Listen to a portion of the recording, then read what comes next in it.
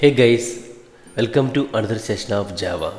In this session, we are gonna learn about what is constructor, what is parameterized constructor, and what is constructor overloading, and how constructor is different from a method.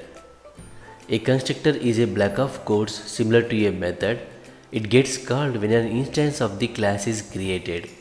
In other words, whenever we create an object to the class using the keyword, the constructor gets called. If you notice, until now we didn't write any single constructor. So whenever you don't provide any constructor, the Java compiler will provide a default constructor, and the default constructor look like this. So I'm gonna define that. Rule number 1. The constructor name must be same as the class name. So here I'm using the class that we defined in our last session, that is calculator. So calculator, and it takes the parenthesis like a method, and it will have the body like a method. So as I said, the constructor is a block of codes. And rule number 2, the constructor will not have any return type unlike a method. So it will not have the return type, but it can have the access modifier. So I am gonna use the access modifier here, public. So this is how the default constructor look like when we don't provide any constructor. As I said, the constructor gets called when an instance or object of the class is created. So let's prove that. I'm gonna write a statement here, sout constructor gets called. Let's go to class demo. Here I have removed all the code, and I'm gonna create an instance or object of the class. So calculator object1 equal to new calculator. Save it and just run it. Constructor gets called printed. So whenever we create the instance or object of the class, the constructor gets called. And what does the default constructor will do?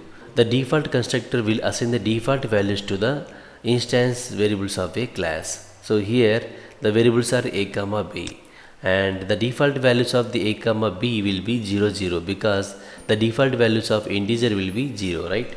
And that assignment of default values to the variables will be taken care by the default constructor.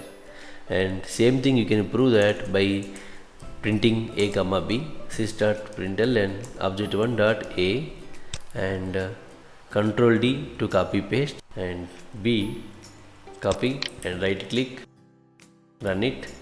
You see constructor gets called. That is the statement that we have in the calculator, and then you can see the values of a comma b 0 0. Let us see what is parameterized constructor. So now we have the constructor. It is not taking any input parameters.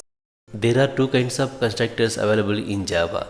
The first kind is the default constructor, which don't take any input parameters, and the second kind is parameterized constructor, which takes one or more parameters. So I am going to define another variable called string name, and let us define the another constructor. So let's take the same thing, and now instead of sout, remove sout, and this constructor is going to take input variable string name. And now this is called parameterized constructor because it is taking one input parameter. This dot name equal to name. Also, if you notice, we have more than one constructor. So when you have more than one constructor, it is called constructor overloading. So now we have seen that what is default constructor and what is parameterized constructor and what is constructor overloading. In last session, we defined set A, set B methods to assign the values to the a comma b. So let's remove them, and we can create another parameterized constructor to set the values of the a comma b at the time of object creation. So what we can do, public calculator, and pass two input parameters, int a comma int b, and here let us assign this dot a equal to a and this dot b equal to b. First I am going to create the object 2, which will assign the value to the name. So object 2, and here I am passing John Smith. Object 3, here instead of the name I am going to pass the variables 10, 5. As soon as we provide the values to the input parameters of constructors, the IntelliJ Studio showing us the input parameter names, here name and here a comma b.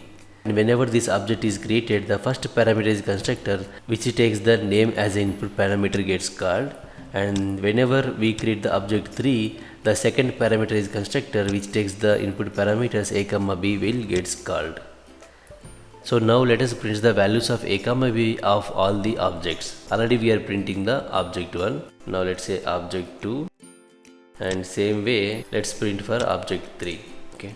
Now you can see the different values, like object 1 and object 2 you will see the values 0 0, but for object 3 you see the values 10 comma 5, 0 0 0 0, and for object 3 10 comma 5. So now we can see the default values 0 0 for a comma b of object 1 and object 2, because at the time of creating the object 1 and object 2 we are not passing any values to the a comma b, and we don't have option to pass also, right? At the time of object 3 creation we are calling the parameterized constructor that takes the input parameters a comma b. So and we are having the code to assign the values to the a comma b. And another important point is you can't have the same constructor with the same signature. Like here we have the public calculator which takes the string name as input parameter, and just have another one. Now it throws the error because you can't have with the same signature. So let me change it int.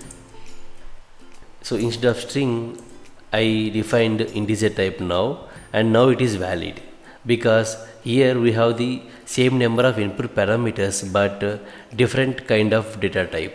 Here it is int and here it is string. And now let me define another variable here, age and age.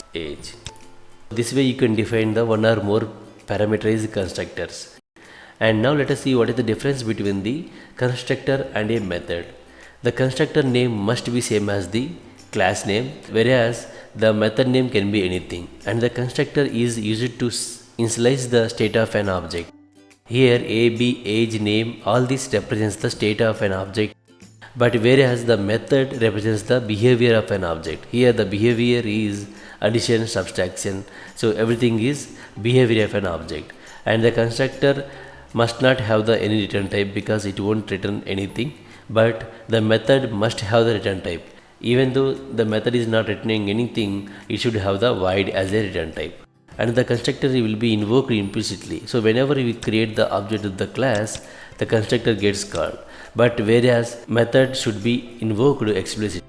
And if you don't provide any constructor, the Java compiler will provide the default constructor, but the Java compiler will not provide the methods. We have to define our own custom methods. So this is about constructor. If you like the video, please subscribe to my channel and press the bell icon.